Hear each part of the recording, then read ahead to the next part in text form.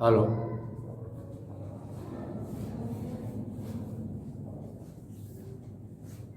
Hello નમસ્કાર વિદ્યાર્થી મિત્રો, એસએન વિદ્યાલય દ્વારા ચાલતા ઈ લર્નિંગ પ્રોગ્રામમાં ફરી એકવાર આપનું હાર્દિક સ્વાગત મિત્રો.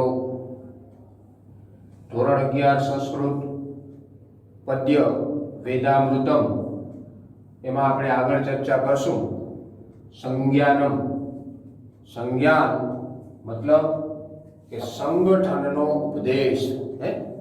संगठन एकता में ही बल है. जाजी कीड़ी सर्प ने ताणे. તમે એક હો તો તમને કોઈ તોડી શકે નહીં. જાજી કીડી સર્પને તાણે એક કહેવત છે, અહીંયા લાગુ પડે છે કે મોટો દૈત સાપ હોય તો એને નાની નાની કીડીઓ પણ ઘણી બધી જાજી એકથી થઈ જાય તો એને ખેંચીને લઈ જાય છે. સંગે શક્તિ કલૌ યુગે મતલબ કળિયુગમાં સંગઠનમાં શક્તિ રહેલી છે. આમ તો ગમે ત્યારે તમારું સંગઠન હોય, તમે એક હો, તમારી અંદર એકતા હોય તો તમને કોઈ તોડી શકે નહીં મિત્રો. તો એ સંગઠનની વાત આપણે જોશું વેદામૃતમની અંદર, વેદોનું અમૃત. તો પહેલા આપણે શબ્દાર્થની ચર્ચા કરી લઈએ, જોઈ લઈએ, વાત કરી લઈએ, સમજી લઈએ, ત્યારબાદ એનો અનુવાદ જોશું આપણે મિત્રો. તો ધ્યાન આપો. વહ તમારા. વહ એટલે તમારા સર્વનામ છે. તમે નીચલા ધોરણમાં જોઈ ગયા છો. સર્વનામ એટલે કે નામને બદલે જે વપરાય એને સર્વનામ કહેવાય. સર્વનામ મતલબ નામને બદલે જે વપરાય એને સર્વનામ કહેવાય. વહ એટલે તમારા. સમાનઃ મંત્ર. સૌના વિચાર એક થાવો. અહીંયા મંત્ર કહેતા વિચાર. તો સૌના વિચાર એક થાવ. વહ એટલે તમારા. સમાન મંત્ર એટલે સૌના વિચાર એક થાવ. સમાની સમિતિ.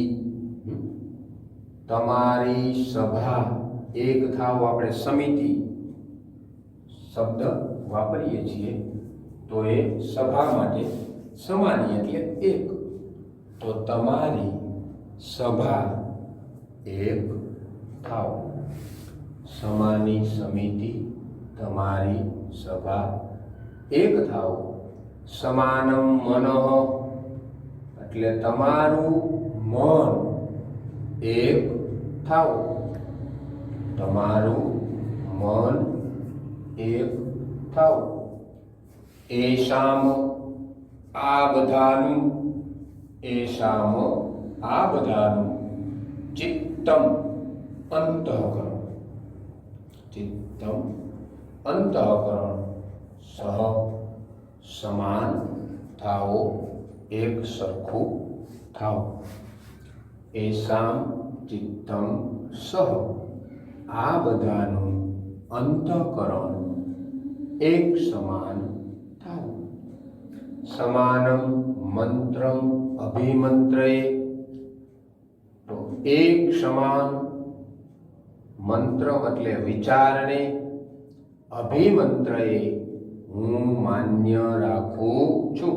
જો કેવો બોધ છે, કેવો ઉપદેશ છે કે ગમે ત્યારે કોઈ વાત, વ્યવહાર, વિચાર એ એક હોય, બધાયનો મત એક હોય, કોઈ મતાંતર પ્રવર્તતા ન હોવા જોઈએ એમ કે છે મિત્રો. એક સમાન વિચારને હું માન્ય રાખું છું. સમાનમ મતલબ કે એક સમાન. મંત્રમ એટલે વિચારને. અભિમંત્રય હું માન્ય રાખું છું. સમાનેન હવિષા એક સરખા હવિષ્ય વડે. એક સરખા હવિષ્ય વડે.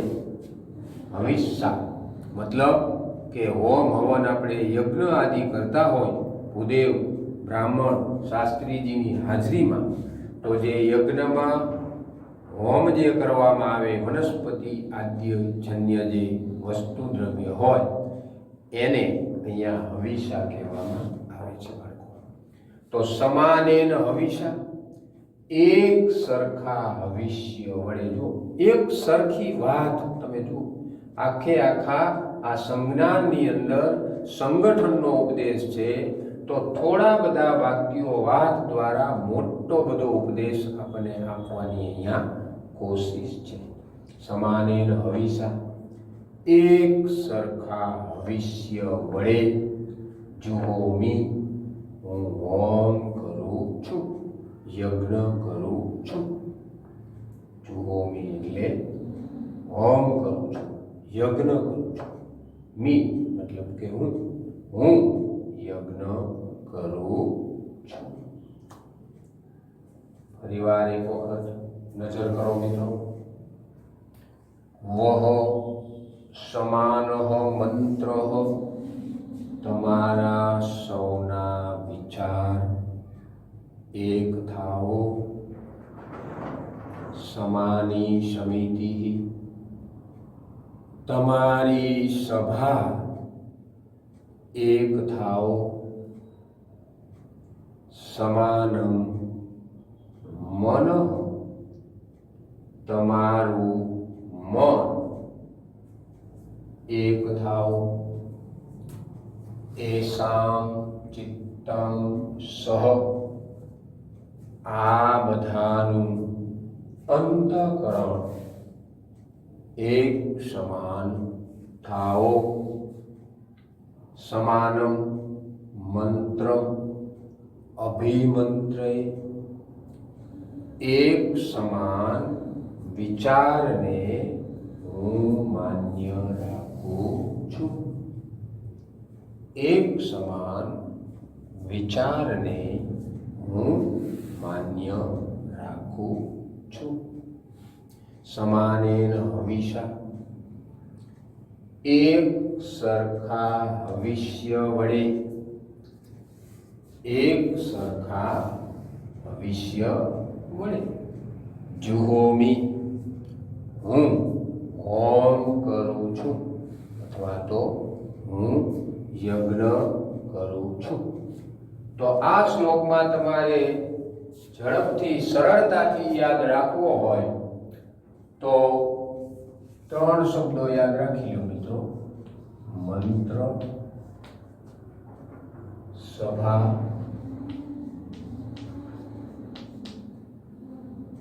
મન. બરાબર? એટલે તમને આપોઆપ યાદ રહી જશે. સંગઠનની વાત કરી છે, એકતાની વાત કરી છે મિત્રો. આખો મંત્ર શ્લોક સરળતાથી યાદ રાખવા માટે તમારી સામે આવે તો મંત્ર એટલે મંત્ર વિચાર, સમિતિ સભા અને મન તો મન.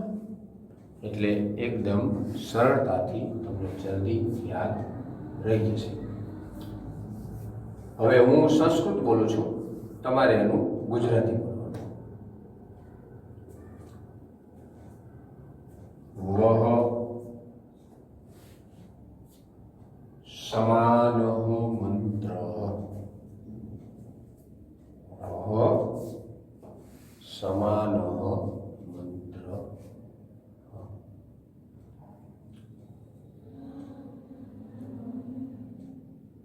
સમાની સમિતિ, સમાની સમિતિ,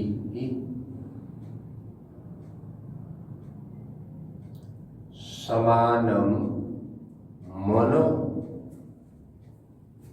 સમાનમ મનઃ,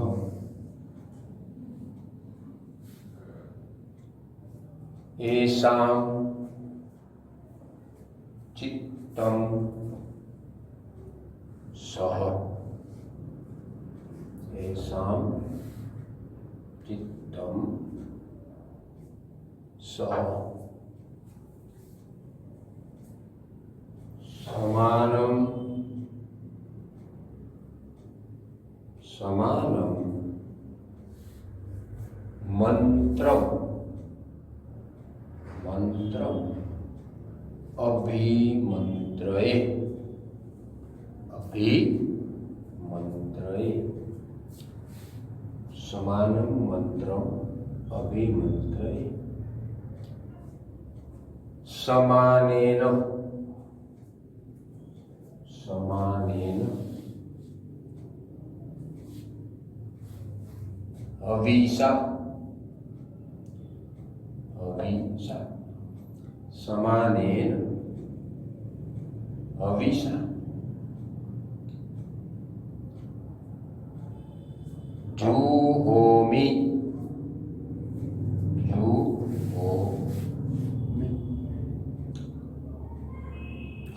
ओके હવે હું ભાષાંતર બોલું છું તમે એના સંસ્કૃત શબ્દ ઉપર ધ્યાન આપજો લખી લેજો જરૂર પડે તો મેં કીધું એમ આ મંત્ર શ્લોક તમારી સામે આવે શબ્દાર્થ તમને મોટા મોટા પણ યાદ હોય તો તરત જ તમને એનો અનુવાદ પણ ખ્યાલ આવી જશે અને બોધ ઉપદેશ કે ભાઈ એકતાનો સંગઠનનો આની અંદરથી આપણને આપવામાં આવ્યો છે તો લખો તમારા સૌના વિચાર એક થાઓ તમારા સૌના વિચાર એક થાઓ મંત્ર કહેતા અહીંયા વિચાર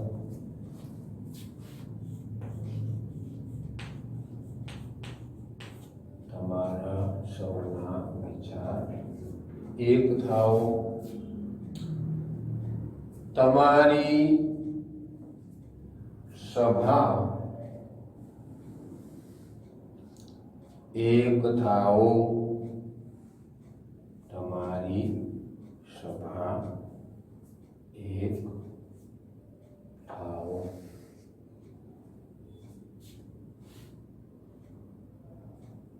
તમારું મન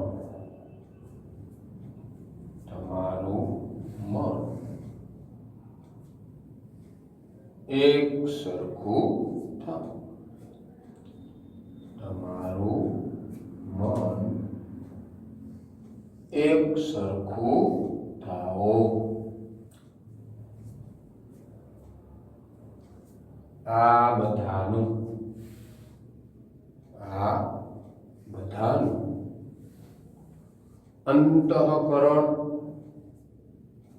અંતઃકરણ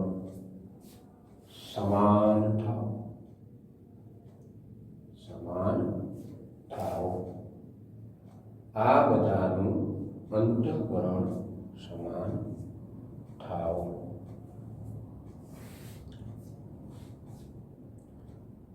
એક સમાન વિચારને જો સરસ બોધ આપણે અહીંયા આપ્યો છે એક સમાન વિચારને હું માન્ય રાખું છું માન્ય કરું છું એક સમાન વિચારને હું માન્ય રાખું છું એક સરખા ભવિષ્ય વડે એક સરખા ભવિષ્ય વડે ભવિષ્ય કહેતા આ વનસ્પતિ જે બધી આમ તો પવિત્ર જ છે એમાંથી પણ જે દર્ભ પછી ધરોળી જે લોન સંસ્કૃતમાં તમે સમજો છો એ બધા ખીજડાના અને બધા આ બધી વનસ્પતિઓ છે ને એ યજ્ઞમાં હોમમાં જેનું હવન કરવામાં આવે હોમવામાં આવે એ આદિની વાત છે તો એક સરખા ભવિષ્ય વડે હું હોમ યજ્ઞ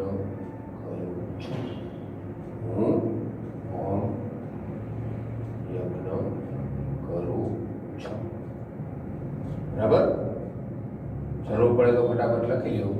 આ મંત્રમાં તમારે આ 3 શબ્દો ફટાફટ જોઈ લો, યાદ કરી લો એટલે તમને સમજાઈ જશે. એકતાની વાત, સંગઠનની વાત સંજ્ઞાનમાં કહેવામાં આવી છે. તો વિચાર, સભા અને મન.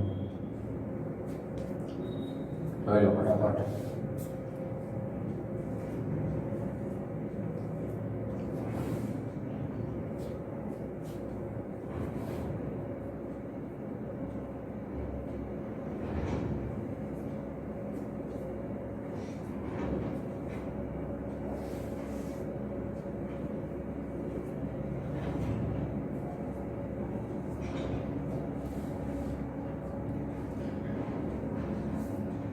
ચાલો હવે આગળ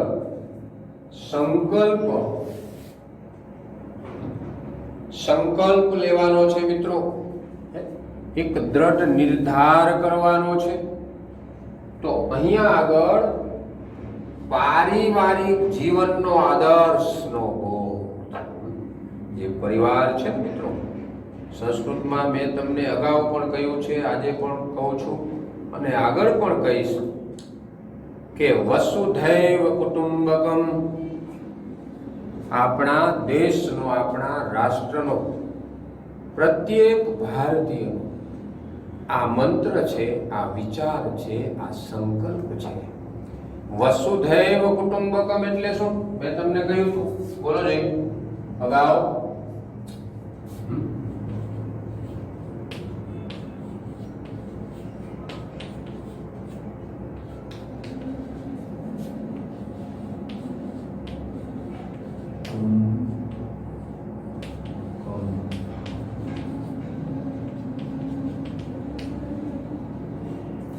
વસુધા એટલે પૃથ્વી. યાદ આવી ગયું? પૃથ્વી એ જ મારો પરિવાર છે.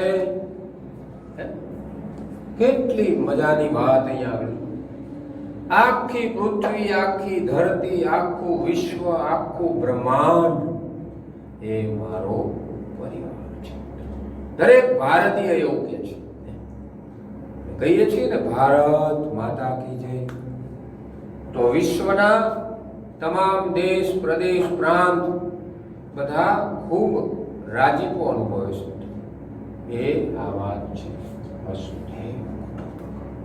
ખાલી આપણું એક જ પરિવાર નહીં, આપણું એક જ સમાજ નહીં, આપણો એક જ તાલુકો, જિલ્લો, દેશ નહીં, આખું વિશ્વ. એવી ભાવના અહીંયા વ્યક્ત કરી છે મિત્રો. તો આપણે જોઈએ પારિવારિક જીવનનો આદર્શ શું છે. સંકલ્પ, દ્રઢ નિર્ધાર. પેલા શબ્દાર્થ વહ સહૃદયમ. વહ કહેતા અહીંયા તમને સર્વનામ, નામને બદલે જરૂરિયાત પ્રમાણે વાપરવામાં આવે સર્વનામ. તો એ તમને સૌને સહૃદયમ, સમાન હૃદય. જો અહીંયા પણ એવી જ સરસ વાત.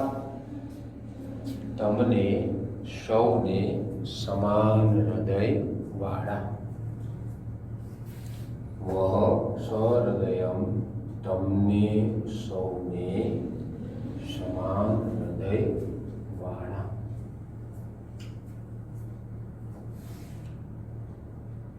સામનસ્યમ. સામનસ્યમ એટલે સમાન મન વાળા. સમાન મન વાળા. સામનસ્યમ, સમાન મન વાળા. અવિદ્વેષમ.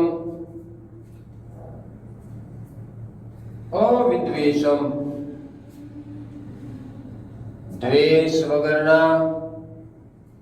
જો કોઈના પ્રત્યે પણ અહીંયા કીધું છે ને કે રાગ, દ્વેષ, ઈર્ષા, કામ, ક્રોધ, લોભ, મોહ. તો દ્વેષ કોઈના પ્રત્યે નહીં રાખવાની વાત છે. અવિદ્વેષમ, દ્વેષ વગરના. અવિદ્વેષમ, દ્વેષ વગરના. યાદ રહી જાય એવું છે મિત્રો. કૃણોમી, કૃ ધાતુ, કૃણોમી એટલે કરું છું, કૃણોમી કરું છું. અધન્યા, ગાય, અહીંયા આગળ ગાય માટે ગૌ માતા. અધન્યા ગાય ઈવ જેમ, ગાય જેમ. જાતમ વત્સમ, જાતમ કહેતા અહીંયા જન્મેલા, જાતમ મતલબ જન્મેલા. વત્સમ વાછરડાને, ગાય જેમ જન્મેલા વાછરડાને ચાહે છે તેમ. જ્યારે ગૌ માતા એના બચ્ચાને, વાછરડાને જન્મ આપે ને ત્યારે એની આજુબાજુમાં કોઈને પણ ન ફરક પડે. અને ચાહે કોઈ પણ માં હોય, પશુ પંખી પ્રાણી માનવ માત્રની અંદર જ્યારે એ એના બચ્ચાને જન્મ આપે છે ત્યારે એને કેટલું બધું ચાહતી હોય. જોકે માં તો છે ને, કોઈ પણ માં એ આજીવન એના સંતાનને, એના બચ્ચાને ચાહ્યા જ કરે છે, ચાહે જ છે. પણ જ્યારે એને જન્મ આપ્યો હોય ત્યારે તો એની આજુબાજુમાં કોઈને પણ ન ફરકવાની. આના ઉપરથી મજાની એક વાત આપણે સમજવાની છે. જન્મેલા વાછરડાને ચાહે છે તેમ તમે અન્યોન્ય એકબીજાને, આપણને કીધું છે મિત્રો, યાદ રાખો, બીજાને પણ આવી વાત કરો તમે. ચાહનાની વાત, ચાહવાની, ઝંખનાની, સ્પૃહ ધાતુ સંસ્કૃતમાં કહેવાય ઝંખવા માટે. તો અન્યોન્યમ એકબીજાને, કોઈ જાત પાત જોયા વગર, લિંગ દેશ સમુદાય જોયા વગર મિત્રો એકબીજાને ચાહવાની વાત છે, એકબીજાને માનવાની વાત છે, એકબીજાને પામવાની વાત છે, એકબીજાને મદદ કરવાની વાત છે. કોઈ ઊંચ નીચની વાત નથી સંસ્કૃત સાહિત્યમાં કે ભારત વર્ષની અંદર. અન્યોન્ય મજાનો શબ્દ, મજા આવી જાય આમ ભણાવવાની. આવા શબ્દો આવે ને, એકબીજાને અભિહર્ય, ચાહતા રહો. અભિહર્ય મતલબ ચાહતા રહો. આનો એક પ્રશ્ન પણ હશે સ્વાધ્યાયમાં, મજાનો પૂછી શકાય એવો. અભિહર્ય ચાહતા રહો. ફરીવાર આ મંત્ર તો મને ખૂબ ગમે છે મિત્રો. ફરીવાર આપણે જુઓ, સંકલ્પની વાત, પારિવારિક જીવનના આદર્શની વાત. તો હજી એકવાર શબ્દાર્થ મિત્રો.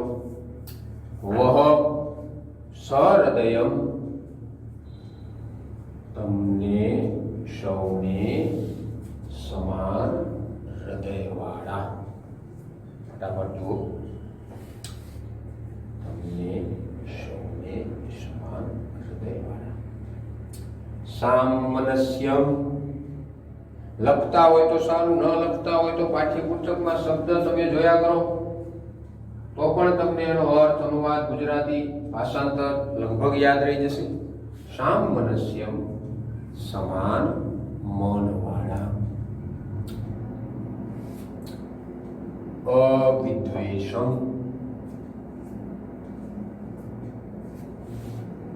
તો દ્વેષ વગરના. અવિદ્વેષમ, દ્વેષ વગર. કૃણોમી, કરું છું, કૃણોમી કરું છું. અધન્યાયવ શબ્દ યાદ રાખો એટલે આખા મંત્રનો અનુવાદ ને વાત જે મેં તમને બોધની કરી બધું યાદ આવી જશે. અધન્યાય ગાય જેમ, બરાબર? શબ્દ યાદ રાખવો પડે. અધન્ય ગાય, અધન્યા ઈવ ગાય જેમ. જાતમ વત્સમ, જાતમ વત્સમ. જન્મેલા વાછરડાને ચાહે છે તેમ તમે, જન્મેલા વાછરડાને ચાહે છે તેમ તમે. અન્યોન્ય, એકબીજાને, ગાય જેમ જન્મેલા વાછરડાને ચાહે છે તેમ તમે એકબીજાને ચાહતા રહો મિત્રો, ચાહતા રહો. સ્નેહ કરો, દરેકને પારિવારિક જીવનનો આ એક મહાન આદર્શ છે. હવે હું સંસ્કૃત બોલું છું, તમે એનું ગુજરાતી મનમાં બોલજો, લખજો જરૂર પડે તો.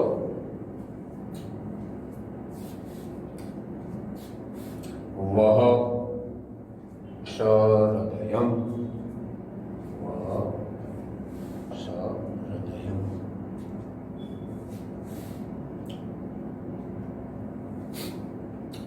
સામનસ્યમ, સામનસ્યમ.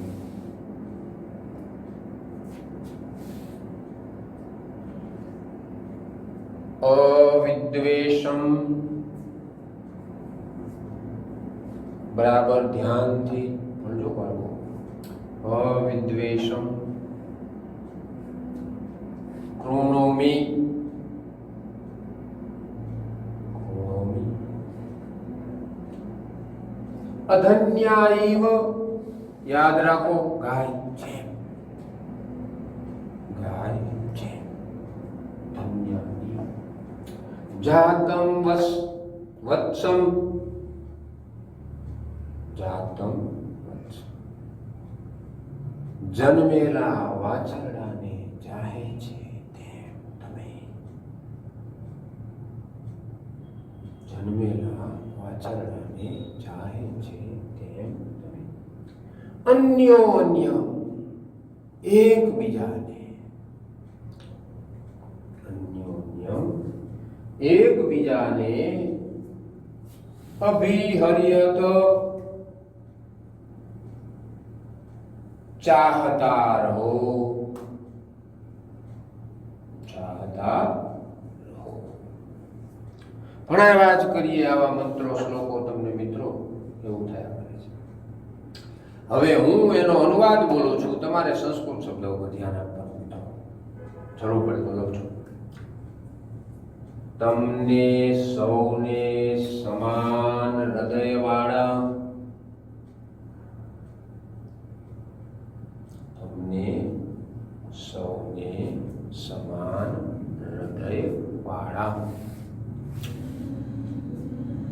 સમાન મનવાળા અને સમાન મનવાળા અને દ્વેષ વગરના કરું છું, દ્વેષ વગરના કરું છું, દ્વેષ વગરના કરું છું. ગાય જેમ, ગાય જેમ. જન્મેલા વાછરડાને ચાહે છે તેમ તમે, ગાય જેમ જન્મેલા વાછરડાને ચાહે છે તેમ તમે. એકબીજાને ચાહતા રહો, ચાહતા રહો. આપણો પ્રતિજ્ઞા પત્ર પણ મને યાદ આવી ગયો, તમે ભણતા હોય ત્યારે પ્રતિજ્ઞા પત્ર આપણા દરેક પાઠ્યપુસ્તકની અંદર છે ને. ભારત મારો દેશ છે, બધા ભારતીયો મારા ભાઈ બહેન છે, હું મારા દેશને ચાહું છું.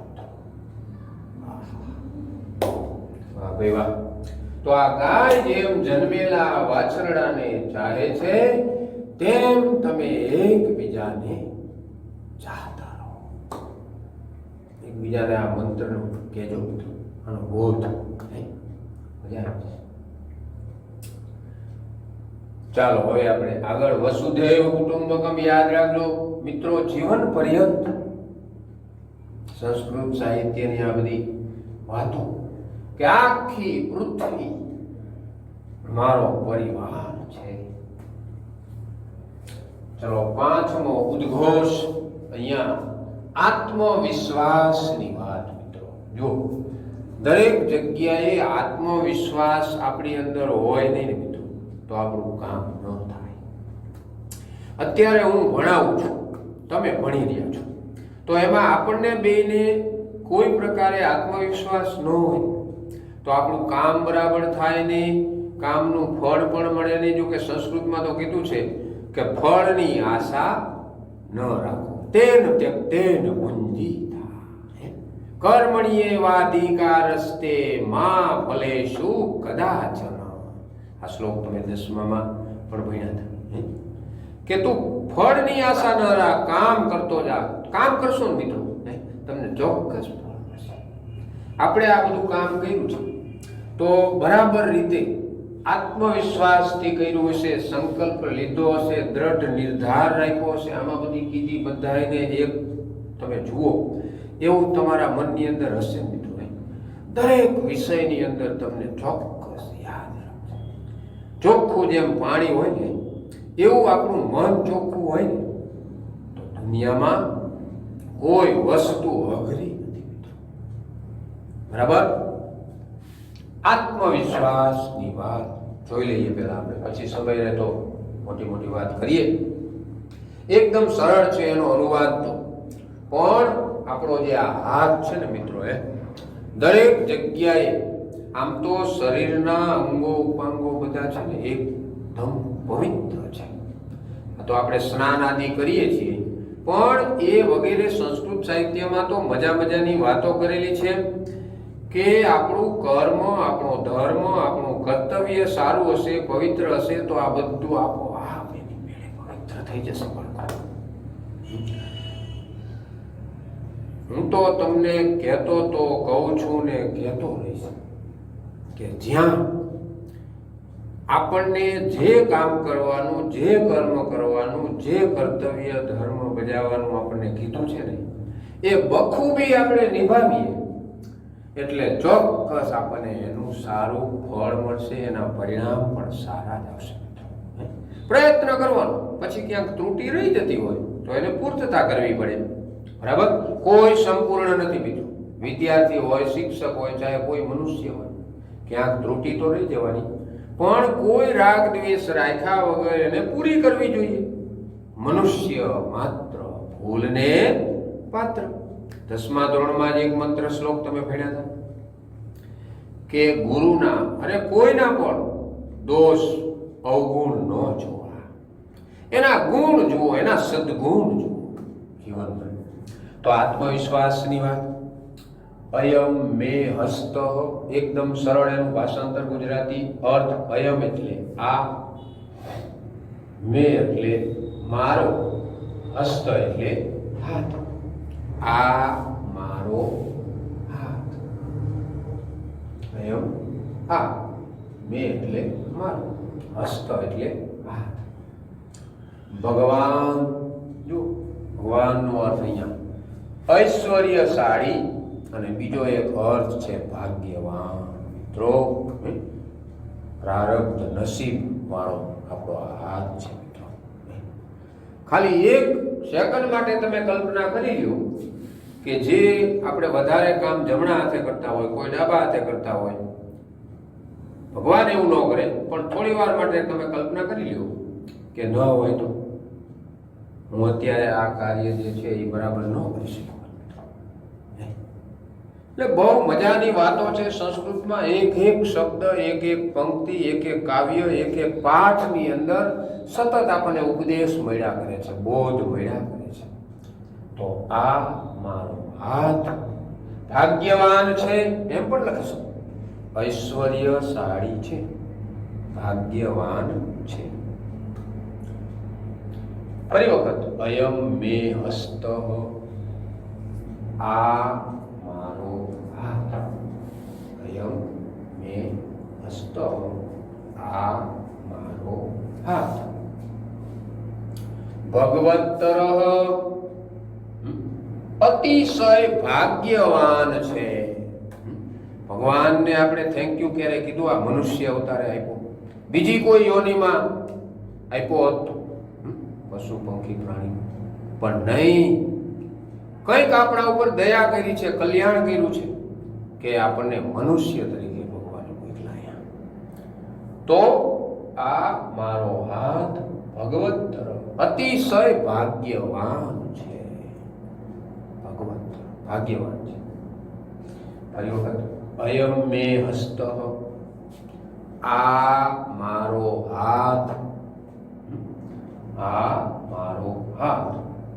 વિશ્વ ભેષજ, જુઓ તો બધા રોગોને મટાડવાની ઔષધિ. પછી આપણે સમજીએ ખાલી એકલો રોગ તાવ કે આ કોરોના કી રોગની એકલાની જ વાત નથી. ઘણી મોટી વાત કરી છે આ શબ્દની અંદર મિત્રો.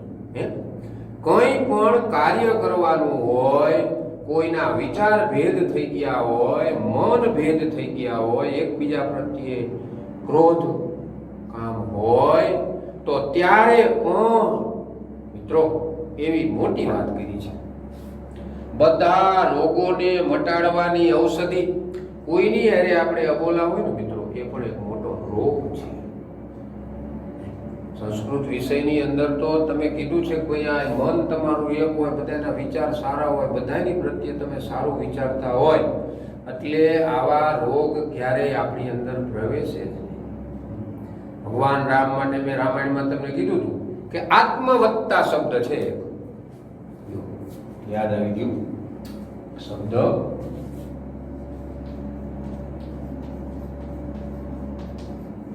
રામને આત્મવત્તા કહેવાય.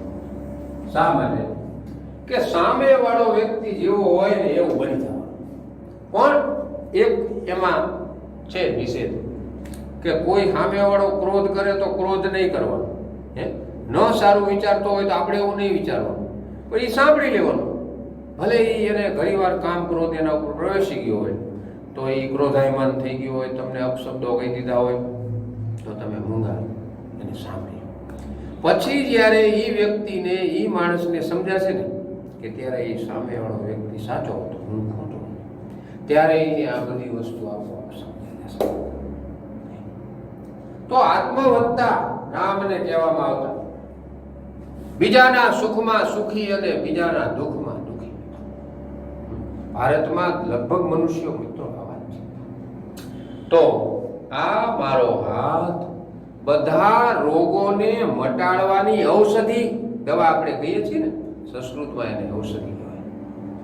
ભેષજ, મટાડવાની ઔષધિ છે. અયમ મે હસ્ત, આ મારો હાથ.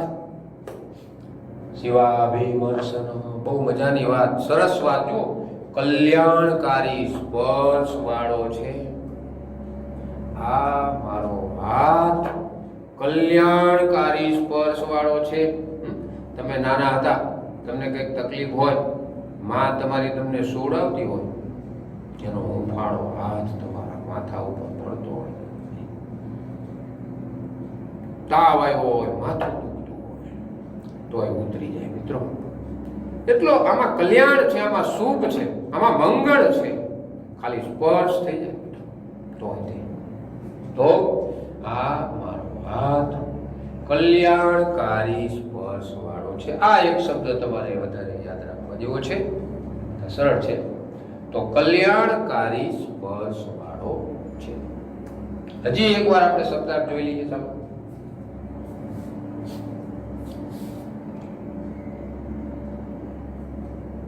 અયમ મે હસ્ત,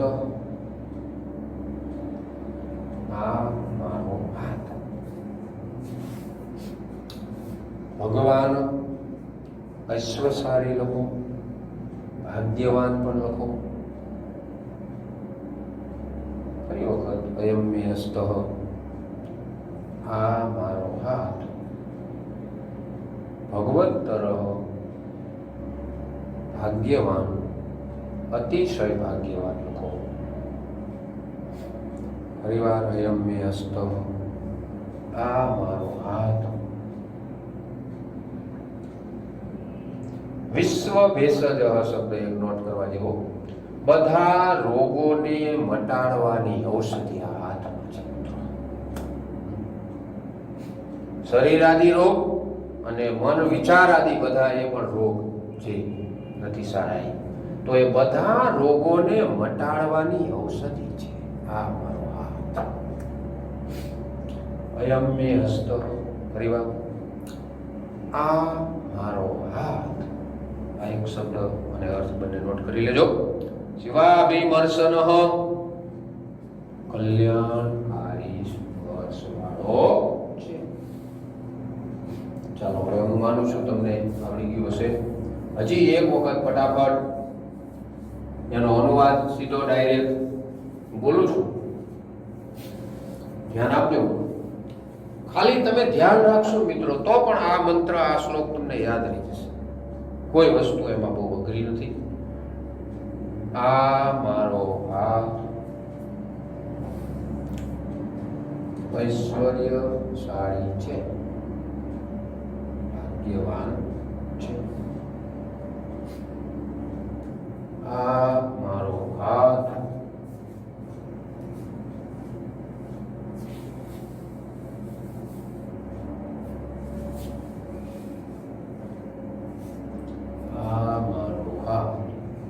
અતિશય ભાગ્યવાન છે, અતિશય ભાગ્યવાન છે.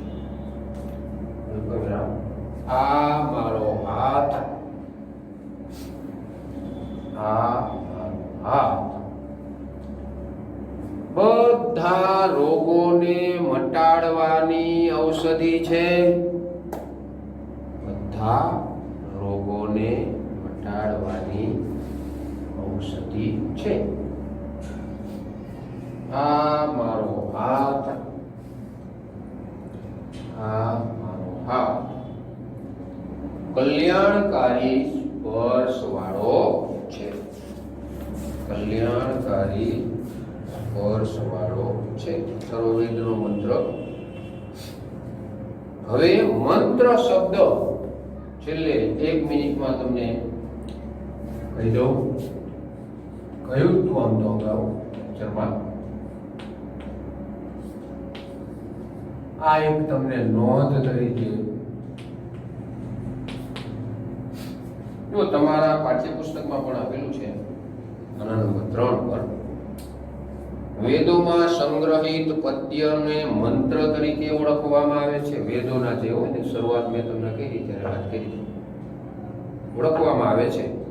અહીં એ વાત ધ્યાનમાં રાખવા જેવી છે કે વેદ સિવાયના સંસ્કૃત પદ્યોને શ્લોક તરીકે ઓળખવામાં આવે છે. આ મંત્રો કોઈ વ્યક્તિની રચના નથી. જુદા જુદા ઋષિઓએ પોતાના અંતઃકરણમાં, વાત એવી અંતઃકરણ, દ્રષ્ટા, મેં તમને વાલ્મીકીની વાત રામાયણમાં કીધી હતી ત્યારે દ્રષ્ટા શબ્દ સમજાવ્યો. જોઈ શકે, માપી શકે, માપી શકે, આગમના એંધાણ આગળનું જોઈ શકે, એને મંત્ર દ્રષ્ટા કહેવાય. તો એ અંતઃકરણમાં આ મંત્રોનું દર્શન કર્યું હતું એમ મનાય છે. મંત્ર શબ્દનો અર્થ વિચાર છે, જે તમને હમણાં જ કીધું ને આગળ. જો આ મંત્ર આ વિચાર છે ને, તો કે તમને યાદ છે, યાદ રહી જ જાય, એનો અર્થ વિચાર છે. વેદના મંત્રોમાં પણ જુદા જુદા વિચારો, ક્યારેક પ્રાર્થનાના રૂપે, ક્યારેક વિધિ. વિધિ એટલે મેં તમને કીધું હતું આવા કાર્યો કરવા જોઈએ, એને વિધિ કહેવાય. કે ક્યારેક નિષેધ રૂપે, મતલબ નિષેધ એટલે કે આવા કાર્યો ન કરવા જોઈએ. તો આ વસ્તુ, આ વાત, આવા વિચારો, આવા વ્યવહારો બાળકો તમને સૌથી વધારે તમારા માતા પિતા, દાદા દાદી પાસેથી પણ મળે. એમની જોડે 2-5 મિનિટ બેસજો બાળકો, તમારાથી વધારે એમને મજા આવશે. આ બધી વસ્તુઓ ની ખાણ છે. શું છે? ખાણ, ખજાનો, ભંડાર. તો એ નિષેધ રૂપે તો ક્યારેક અમુક તત્વના દર્શન તરીકે રજૂ થયા છે. તો આપણે પહેલું પદ્ય કાવ્ય અહીંયા પૂર્ણ કરીએ છીએ. નમસ્કાર મિત્રો, ફરી પાછા મળશું. આવજો.